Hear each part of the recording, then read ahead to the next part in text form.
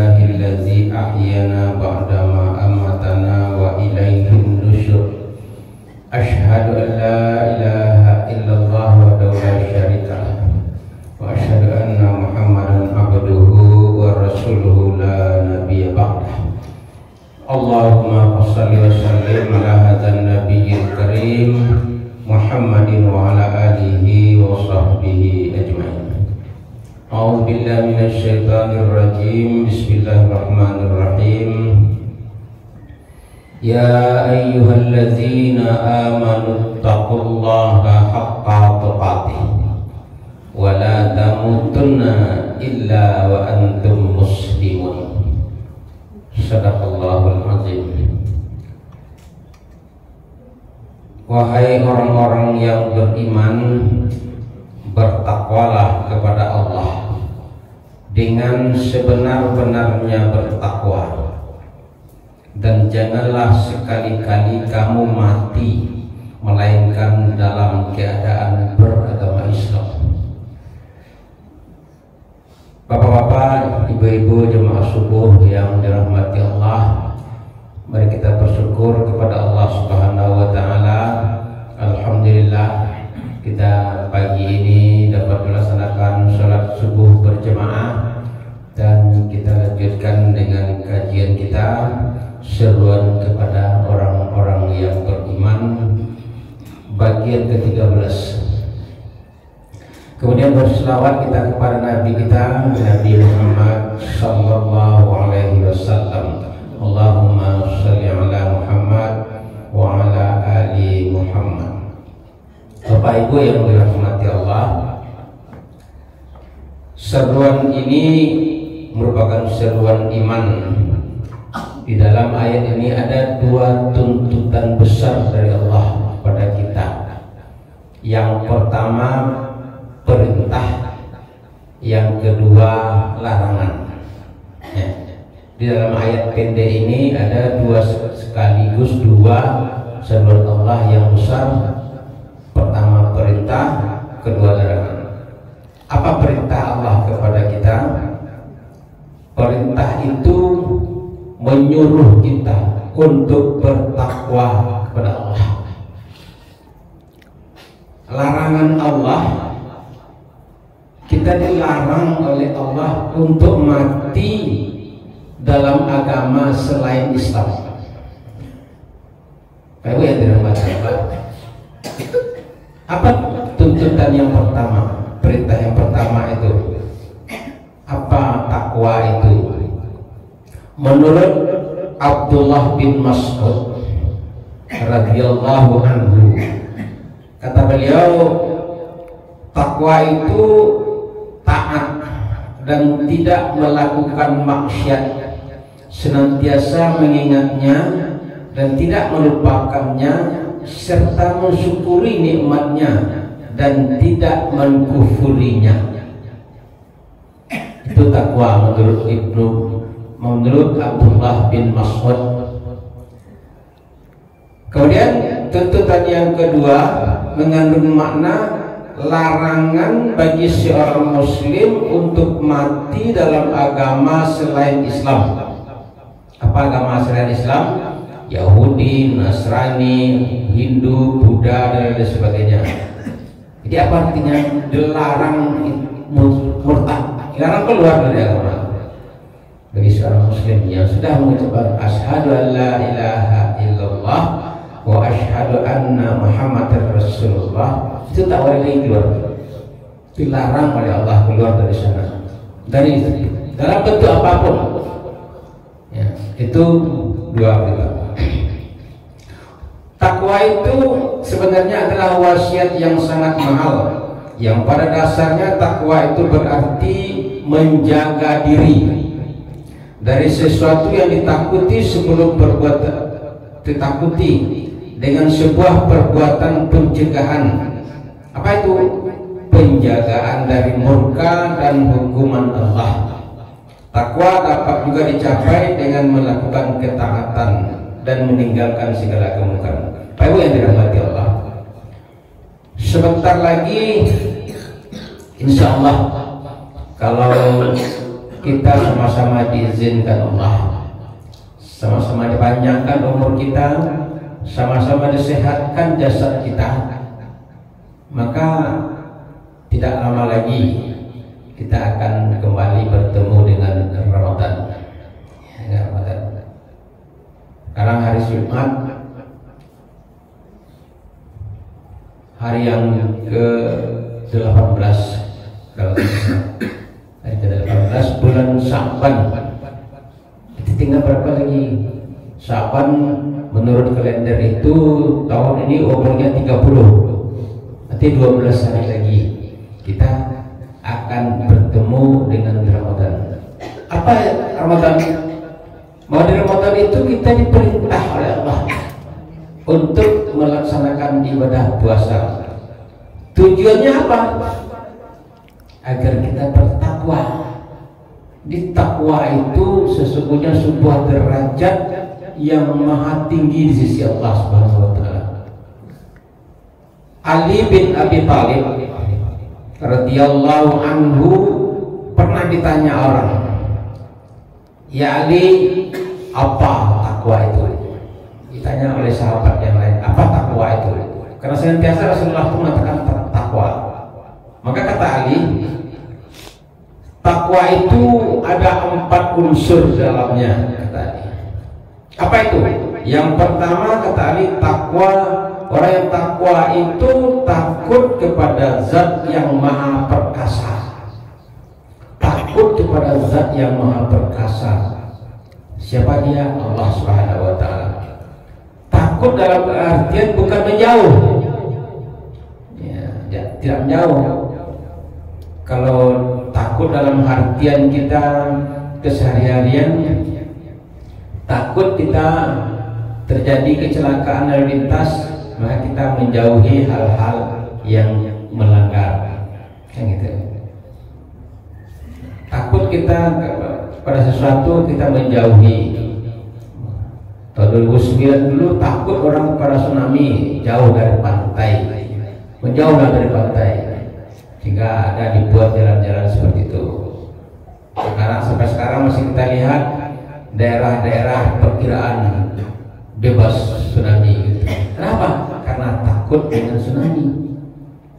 Sebenarnya tak perlu takut kepada tsunami itu, tak perlu takut kepada tanah longsor itu. Terus kenapa? Sombong kita tidak. Takutlah kepada yang punya tsunami. Siapa dia? Allah. Maha perkasa, maha berkuasa, maha berkehendak. Kalau Allah sudah berkehendak, yang tak mungkin rasanya terjadi oleh pikiran kita, dan itu yang terjadi. Kalau Allah sudah berkehendak, tak ada yang tak mungkin bagi Allah. Maka kata Ali, unsur takwa yang pertama itu harus ada rasa takut dalam diri kita kepada Zat yang Maha Perkasa. Pupuklah rasa takut itu. Takut meninggalkan perintahnya, takut sholat terlambat, takut kita tak melaksanakan ibadah puasa, takut kita tidak melaksanakan zakat, takut kita tidak berkorban. Kenapa?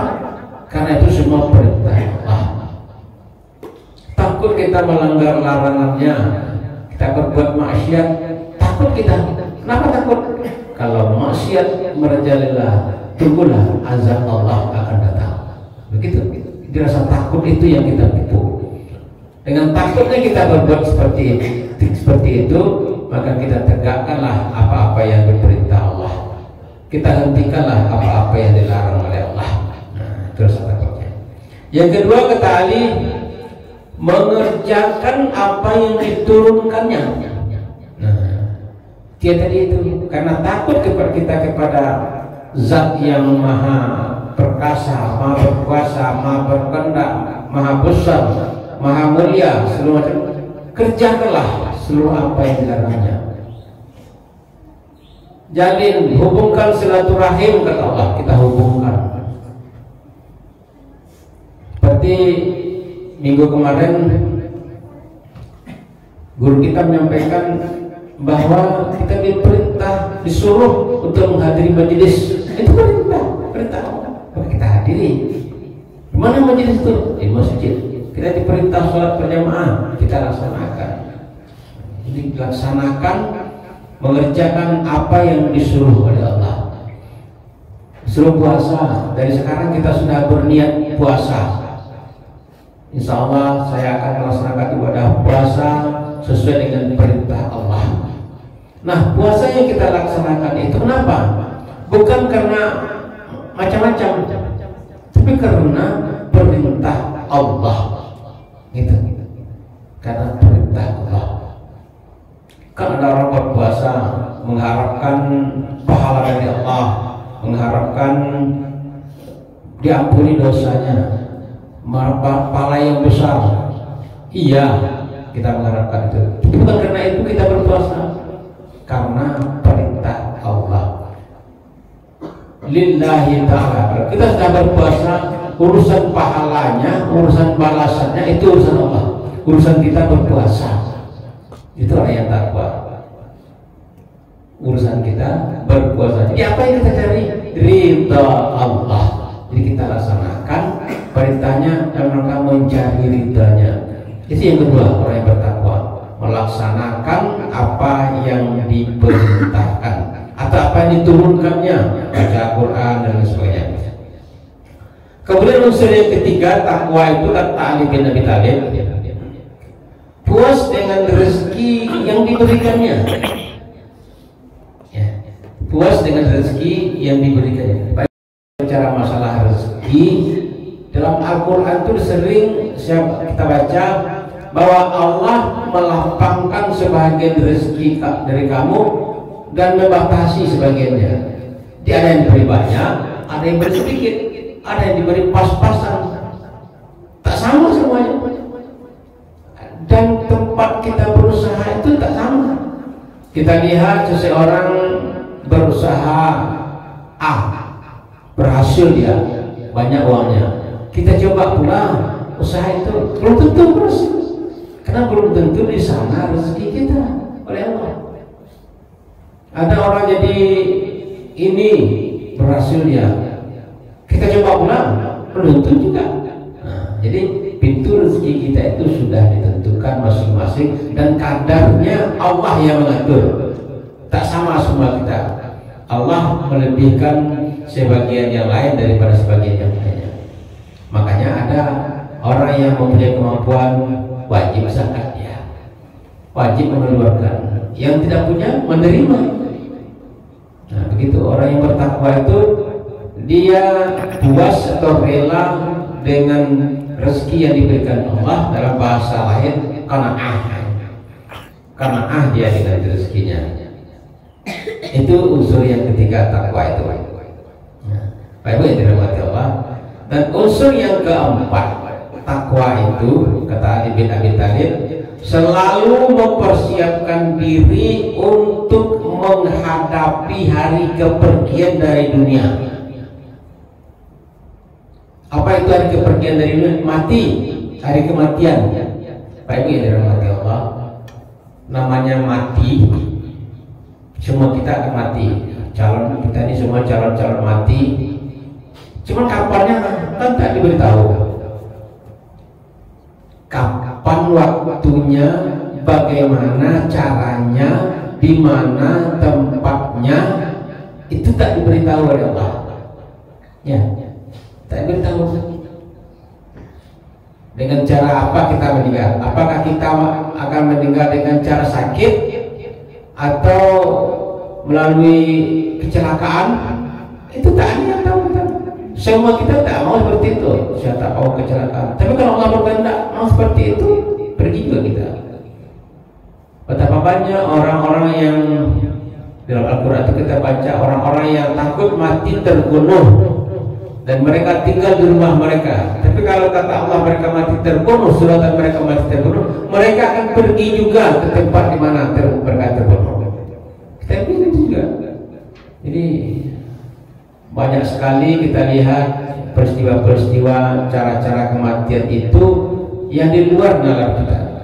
Beberapa waktu yang lalu di daerah Penyalai, ya Penyalai Beramanjang, Blong rem sebuah mobil truk, apa yang terjadi? Rumah orang